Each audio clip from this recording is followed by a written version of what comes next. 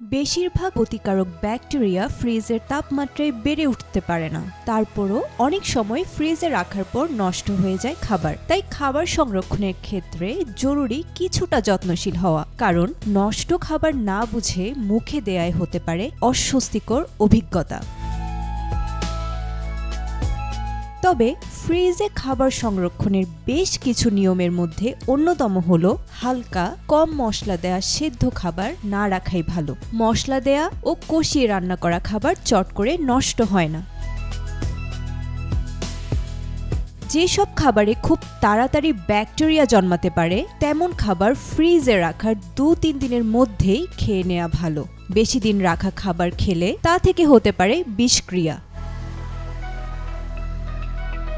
কাঁচের কোনো পাত্রে খাবার সংরক্ষণের ক্ষেত্রে খেয়াল রাখুন তা যেন বায়ু নিরোধক হয়। যে পাত্রে তরকারি রাখবেন তা একেবারে শুকনো করে মুছে নিন। পাত্রে পানি থাকলে খাবার নষ্ট হয়ে যাওয়ার আশঙ্কা থাকে।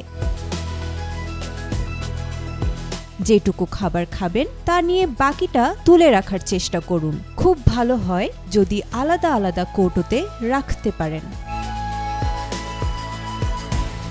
বেঁচে যাওয়া খাবার ফ্রিজের সবচেয়ে উপরের তাকে রাখার চেষ্টা করুন, অন্যান্য জায়গার চেয়ে যেখানে তাপমাত্রা কম।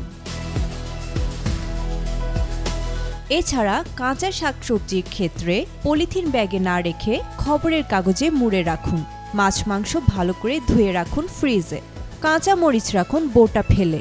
অতিরিক্ত পেঁয়াজ কুচি থাকলে তা রাখুন এয়ারটাইট বক্সে।